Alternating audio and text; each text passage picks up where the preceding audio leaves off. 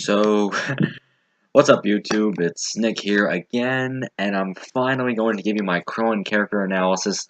This one I've been looking forward to a lot because, Krillin is a very, I feel like, a lot of people don't really talk about him as much as they should, as much as they could. He's a very underrated character in my opinion. You have people, like, talking about how, spreading these kinds of misconceptions of him being a weakling, or being a coward, or being good for nothing, when that isn't the case at all. And I just wanted to try and shed some light on that, and I wanted to do his character a little justice by giving you what I hope to be a very well thought out, very in-depth analysis of his character arc throughout the entirety of Dragon Ball. And yeah. So, without further ado, let's begin. Okay, so Krillin, like, when we first see him, right? Like, the first we see of Krillin is when he is trying to, get Master Roshi to train him at the beginning of the, training for 21st World Martial Arts Tournament. At this point in the series, he's a cocky, kind of arrogant, kind of a dickish character. He kind of trolls Goku at the beginning. He views Goku as his rival, even though Goku doesn't really see him as much of a rival himself. He's also very crafty, as we see. He convinces Roshi to train him by giving him porn magazines, and also is much smarter than Goku. Obviously, he's able to tell the difference between men and women, and he has a better understanding of the world around him, unlike Goku, who was raised in the jungle most of his life. Krillin is kind of like the foil to Goku at this point. Again, he's crafty, he's arrogant, he's self-centered, he's more self-aware, I guess you could say. And as him and Goku train for the beginning of a 22nd World Martial Arts Tournament, their friendship, starts off really rocky with Krillin, like, again, Krillin trying to, sabotage him, trying to get the upper hand, and it comedically fails most of the time, although when when Krillin does succeed one time, he actually, the reward he gets is poisoned fish for dinner, so, yeah, that's funny. So by the time of the 21st World Martial Arts Tournament, though, at this point his character is kind of softened up, he spends more time with Goku, and he finds himself more able to stand him, and he actually forms a pretty solid friendship with him. And so they, actually this happens before the tournament itself. They actually form a friendship before the tournament begins, but yeah, so they form a friendship relatively quickly, I'd say. Not super quick, but relatively quick. And then the 21st World Martial Arts Tournament comes along, and we actually get a little bit of more insight into Krillin's backstory.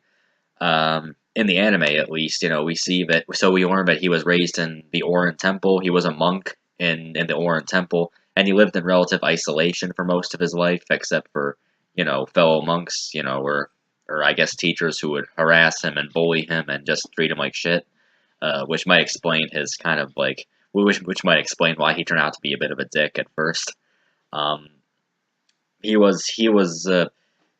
It's implied that he was abused pretty badly, and that he was looked down upon as weak, and that's kind of what spurred him to want to train, to want to seek training from Master Roshi so that he could improve himself, and that kind of shed some light onto onto like the beginnings of his character, why he turned out the way he did. But yeah, so anyway, so yeah, he trains. So he fights him for the 21st World Martial Arts Tournament. He loses to Goku, and then after the tournament, his role in Dragon Ball, or at least the original Dragon Ball, remains that of an ally for most of the story, for most of the series. He remains kind of steady. He remains kind of like this. He remains Goku's best friend. He helps him fight the Red Ribbon Army. He helps him to retrieve. I think it was. I don't remember. Was it a? He helped him to retrieve the Dragon Ball, or one of the Dragon Balls from General Blue, alongside Bulma.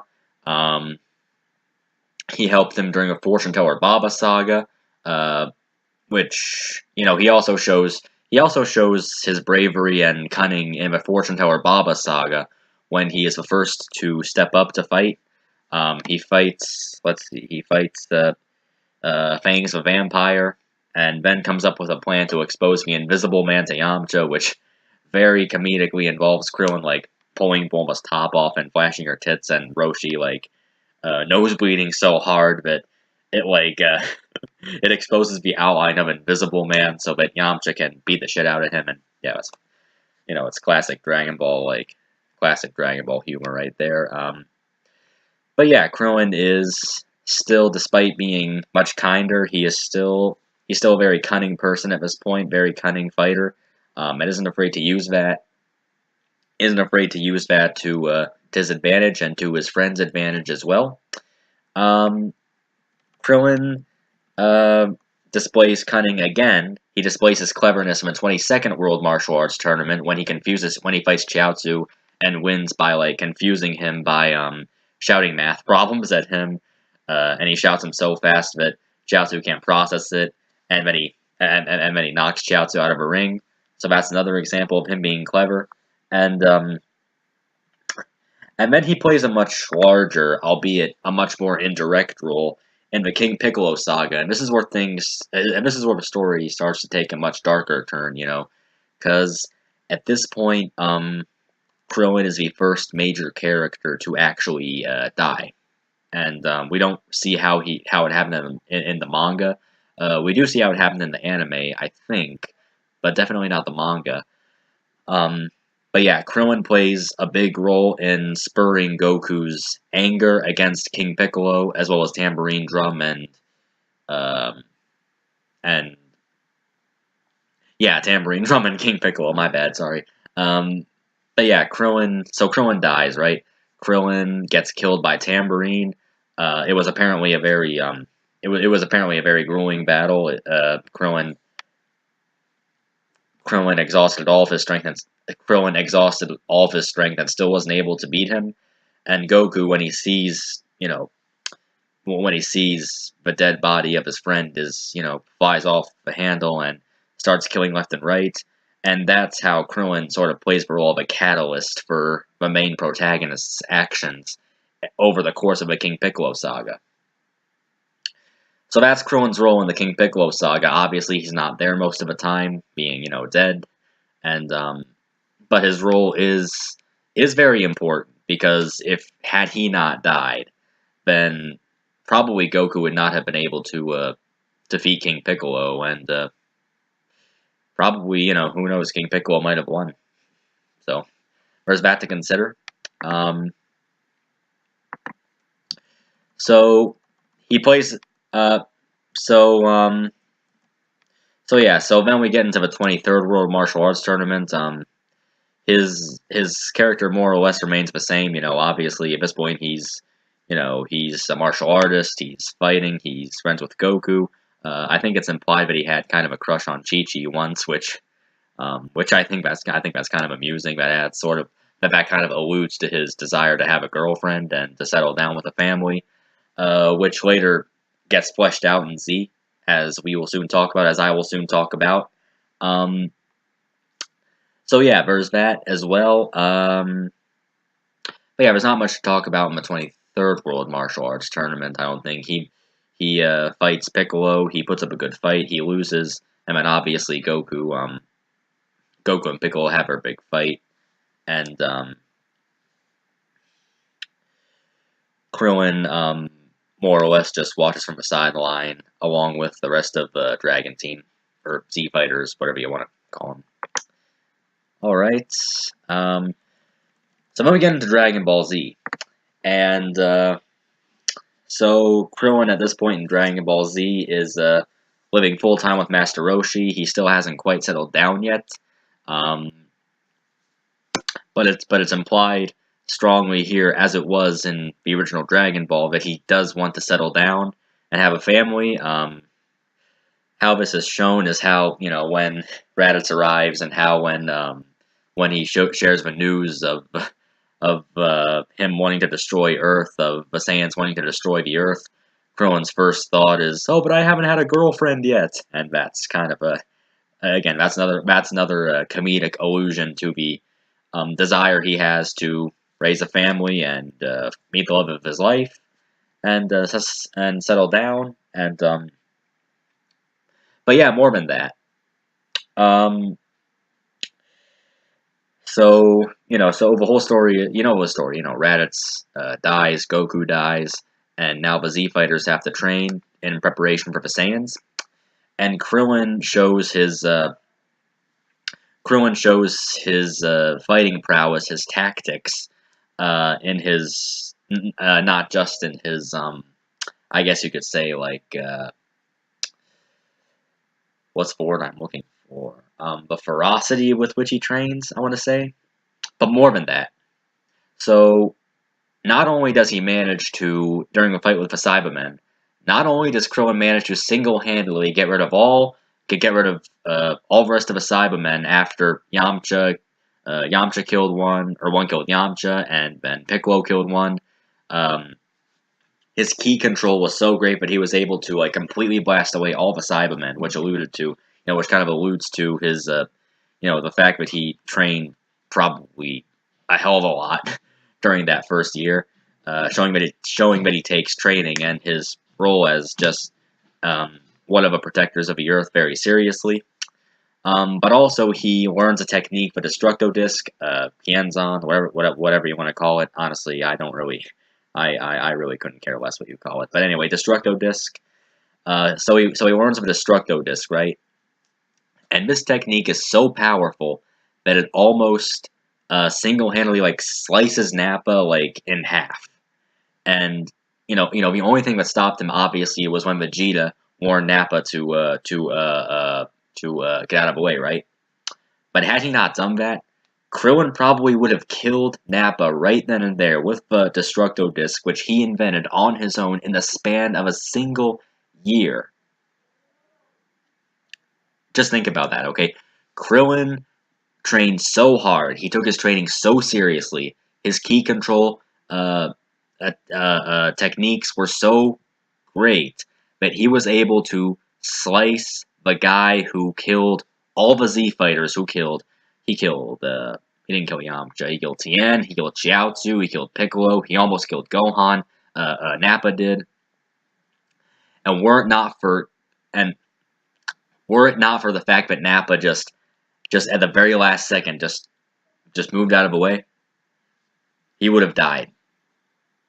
So again, huge testament to Krillin's character, a huge testament to his not only his bravery but his fighting prowess, his determination, his willingness to be a helping hand, his ability to be more of a helping hand than people give him credit for. And of course, he participates in a final fight with Vegeta when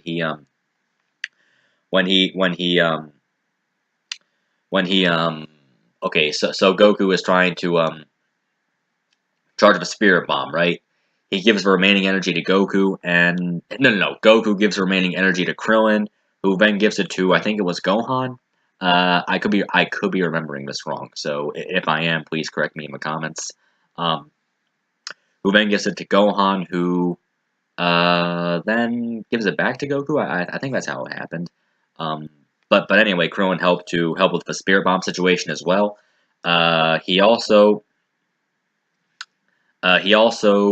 almost killed not only Nappa but Vegeta in the final fight. And the only thing that stopped Krillin from killing Vegeta was Goku's insistence that they let Vegeta go. This shows two things. Number one, that Krillin is not afraid to kill someone, be it Nappa or Vegeta, when the going gets tough. Krillin is not above killing people. And number two, that even when he sees the necessity of killing a dangerous opponent, he is still willing to trust the judgment of his best friend over his own judgment. that speaks of him being, I think, humble and trusting. You know, honestly, I think it speaks of him being trusting almost to a fault. Honestly, the fact that he was willing to let Vegeta to very reluctantly let Vegeta live, despite despite his own feelings to the contrary, despite his feelings that they should have just killed him then and there. That speaks very strongly about his character, and I think that, I think a lot of people tend to really forget that when they talk about Krillin, and they talk about like his role in the span of Dragon Ball Z. But that's just in the Saiyan Saga. Okay, so then we get into the Namek Saga. So Krillin here in the Namek Saga plays a role kind of like so he's kind of like the father figure to Gohan at this point. Goku is out of a picture, Piccolo is out of a picture, so Krillin is the remaining father figure that Gohan has. He has this sort of like protective vibe whenever he's around Gohan, and one of the ways that this kind of reveals itself, it kind of like manifests itself, is to use as an example, like when Krillin and Gohan were watching Frieza's men. I think it was Dodoria who was doing this. Dodoria was torturing Cargo. He killed Cargo, and he was about to kill Dende. Krillin insisted that Gohan like stay back, and he's like being all like protective and stuff, kind of like how a father would to their child. So I think it was kind of interesting to see Krillin play that sort of like father figure / uncle role to Gohan in the Namek Saga, while Goku and Piccolo were out of the picture.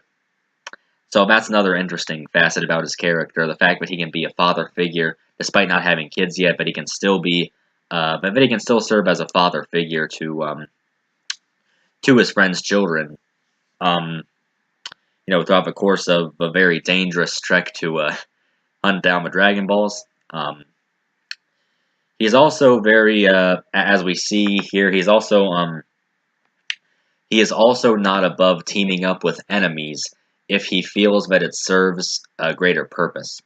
If he feels that it will, if he feels that it serves a greater benefit. In this case, resurrecting the dead Z fighters. Obviously Krillin teams up with Vegeta, and it's a very shaky alliance because Krillin almost killed him in the Saiyan Saga. It's very to say it's awkward would put it mildly. Krillin actually even saves Vegeta's life from Raccoon's eraser gun when he like kicks Raccoon in the head before he's about to blast Vegeta to bits. So that was also interesting that he was willing to save Vegeta's life despite the fact that Vegeta more or less commanded that his friends get killed. So that's another neat thing about his character. Another interesting point to make. And of course, Krillin and Vegeta and Gohan have this alliance. Of course, eventually, Krillin decides to split things up by making a wish for the Dragon Balls and not involving Vegeta in it, because Vegeta wanted immortality, but Krillin just wanted to resurrect his friends. So now that Vegeta is no, wait. So at this point, Vegeta is taking like a nap, right? For some stupid reason, and Krillin and Gohan sneak off to make a wish to the Namekian Dragon Balls, and then get caught by Vegeta, who then gets caught by Frieza. And then, when they confront Frieza, we see another interesting point about Krillin. Krillin gets impaled by Frieza's second form, right? Like Frieza's got these like big devil horns, and he like has Krillin like impaled through one of them, and he's like the scene where I'm talking about, where he's like, yeah, like in the dub he was like, ride him cowboy, or some stupid stuff like that, but some weird stuff like that. But even after getting impaled, bloodily, mercilessly, and getting healed, Krillin is still willing to risk his life to stop Frieza from killing Gohan and Vegeta by swinging, shooting. I guess I don't know how else to say it. Shooting Destructo Discs at him, and then like taunting him, and then like sending him on a wild goose chase, knowing full well that Frieza could kill him, probably even more painfully than he originally would have So another aspect of Krillin's bravery is his willingness to stand up to Frieza. This, again, despite getting impaled. He does it again during Frieza's final form to distract Frieza so that Goku can charge the Spirit Bomb. Him and Gohan shoot Energy Blast at Frieza to distract them. Some more bravery for him. And then when the Spirit Bomb gets and then when the Spirit Bomb like completely embodies Frieza, and they think he's dead, Krillin jokes about how, yeah, I get to have a girlfriend now. Again, I think this is the second time that we've seen him. Well, third time if you count Dragon Ball, but second in Dragon Ball Z, but we've seen him like talk about how, he wants a girlfriend now and he wants to settle down and raise a family. But his role becomes that much more significant as, just like in the King Piccolo saga, he dies, and this serves as a catalyst for Goku's rage, where if Krillin had not died, Goku might not have ever been able to obtain Super Saiyan, and he probably would not have defeated Frieza. So, just let that sink in for a minute. Okay, Krillin's death prompted Goku to not only kill King Piccolo, also Frieza. Well, not kill Frieza, but defeat him at least. And then Trunks kills him for real. People talk about how Krillin is useless because he, dies all the time. Actually, he only dies, I think, twice in Dragon Ball Z. Well, 3 times, if you count Majin Buu. But for the first 2 deaths, if he did not die, where would the plot be? Think about that, though. Where would the plot be if Krillin had not died?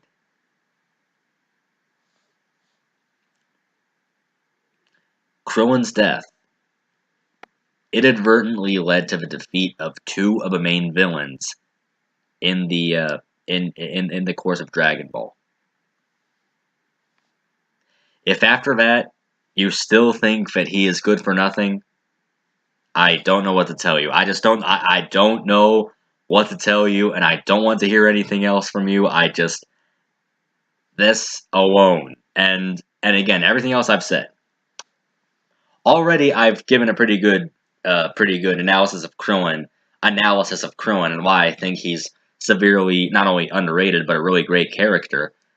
You just hold tight, okay? We're just getting started. We are just getting started, okay? Okay. So again, okay.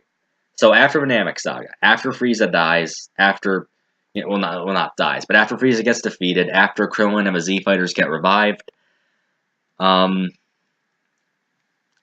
Future Trunks shows up and warns him about the androids. Krillin, he again shows his willingness to fight and how he trains for 3 years, just like the rest of the Z Fighters. He, obviously, the one thing that most people remember about this arc is that he was willing to, okay, so obviously we may have a run-in with Android 17 and 18, right? Android 18 kisses him on the cheek, and Krillin has the choice to, later on when Cell absorbs 18, Krillin has the choice to either blow her up or let her live because she was kind to him. So a lot of people have kind of criticized this decision, as Krillin's worst moment, him not killing 18. There are a couple things to say about this. Number one, that it didn't matter in the long run because, Goku... Well, I take that back. It did matter in the long run because Goku dies, obviously, so there is a lasting impact. I take that back. It didn't matter.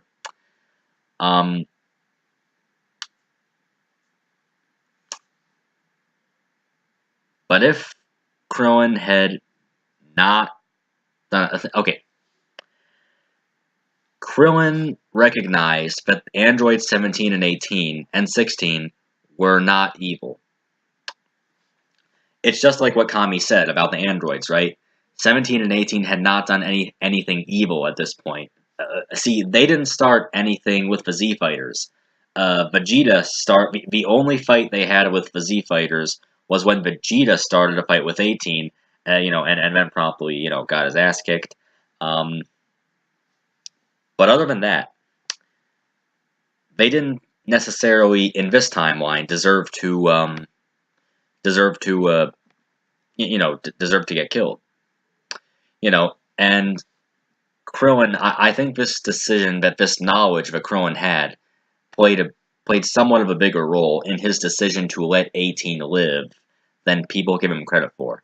And here's proof. Okay, Krillin, when Future Trunks suggests that they kill Android 16, Krillin's like, no, don't kill him. He didn't do anything wrong. Krillin is very adamantly opposed to the idea of Android 16 being killed by Future Trunks. And this and this coming from the fact that he obviously wasn't evil, and neither were 17 and 18 necessarily. I mean they were kind of like asshole-ish, but not downright evil. Present 17 and 18, not future 17 and 18. No, future 17 and 18 were definitely evil, which sort of played a role in why Future Trunks wanted to kill 18 so much, 16 so much. But unless you're willing to tell me that Krillin wanted to just bang 16 too, and that the only reason he let 18 live was because of, a romantic attraction to her, well, that did play a part, I agree. I think people need to take into account that Krillin, at this point in the series, is more willing to be accepting of people's, I guess, the good nature of other people at this point. Obviously, what started back in Dragon Ball, he was more willing to accept the good nature of Goku. He became friends with him. Namek Saga, he formed an alliance with Vegeta. It was a shaky alliance, but later on, he was willing to accept the fact that Vegeta was not as evil as he originally was in the Saiyan Saga. In the Saiyan Saga, he was willing to fight with Piccolo, despite their rough history back in Dragon Ball.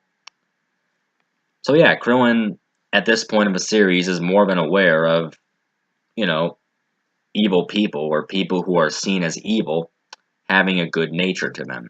And that's kind of what influenced, and I would say play a very large part in why he chose to spare 18's life. Probably, you could say, it was a foolish decision. He probably should have killed Android 18. Maybe. I don't know. I mean, we don't know how it would have unfolded, how the story would have unfolded had he did that. But at the very least, I don't want to hear a single word about how Krillin was like, oh, Krillin was just horny and so. And no, he wasn't. His crush did play a role in that, but it wasn't entirely just out of that crush. It was out of a genuine knowledge that the androids were not entirely evil at this point. So that's kind of a major point of contention I want to bring in. I kind of wanted to talk about briefly. Not entirely briefly, but So yeah, Krillin's major role in this arc is he's a helpful ally. He's the senzu bean guy, as TFS kind of like, kind of pokes fun at a couple times.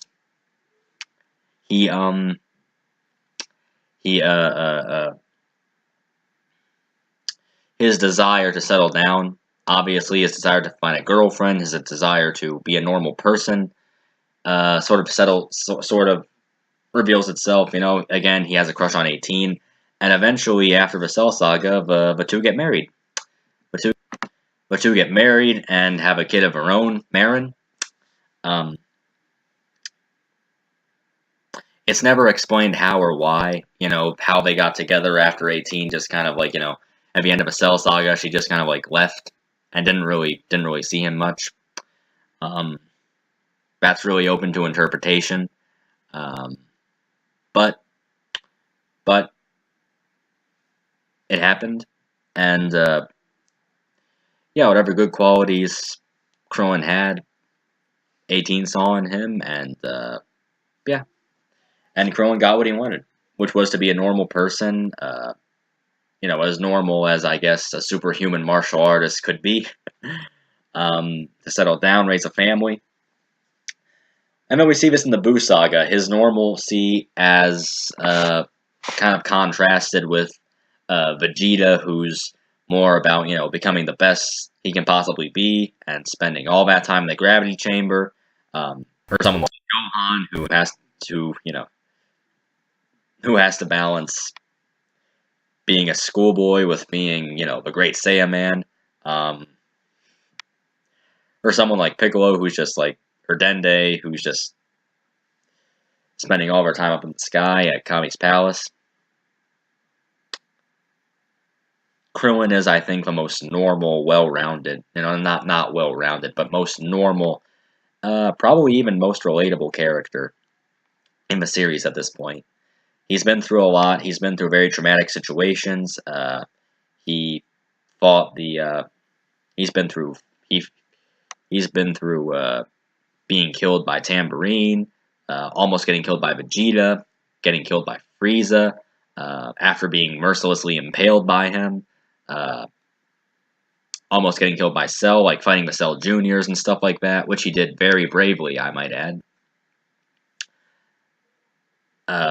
Krillin has been through so much at this point in the series that it's really to his credit that he's able to settle down and have a family at this point.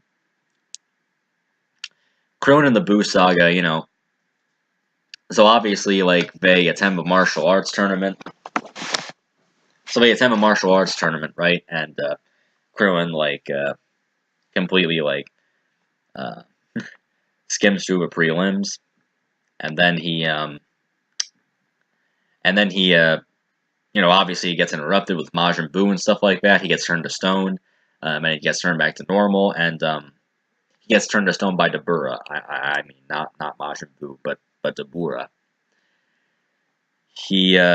His role in the Buu saga is fairly minimal. He doesn't really play much of a big role, considering that this is more, shining the light on Goten and Trunks and Gohan, Mystic Gohan specifically, or Ultimate Gohan. There's one scene he had that again showed how brave he was. When Super Buu was on the lookout and was about to kill everyone, Krillin was the first one to charge and attack him head on, despite being very easily swallowed up. Again, a huge testament to his bravery and to his character, and yeah. And so yeah, by the time the Buu saga ends, Krillin's just entirely settled down now. He hasn't anything left to fight for. He's spending the next 10 years in peace. We see him at the end of Dragon Ball Z at the tournament, and he's clearly gotten older now. He's gotten well accustomed to life, just living life by himself, and yeah. So yeah, I feel like I've thoroughly exhausted. I've given a thoroughly exhaustive review of Krillin's character throughout the entirety of Dragon Ball. His beginning as kind of a dick and a bully, from his beginning as a dick to his end as eventually a kinder, more gentler character, a far more down-to-earth and a normal, probably the most normal Z fighter out of every single one of the cast. And he's brave, he's cunning, he's smart, he's got this kind of like charm about him that that attracts Android 18. And Marin too, if you want to take into account the anime filler with the Garlic Jr. arc. Although not many people do, but yeah, no, that's Krillin. He's Krillin. I mean, what can I say? He's smart. He's awesome. He's got a lot of spunk, and yeah. So I think I've done enough talking for now. Anyway, it's been nice doing this video. Hopefully you all enjoy. Please like, comment, subscribe, all of that jazz, and I will see you all next time.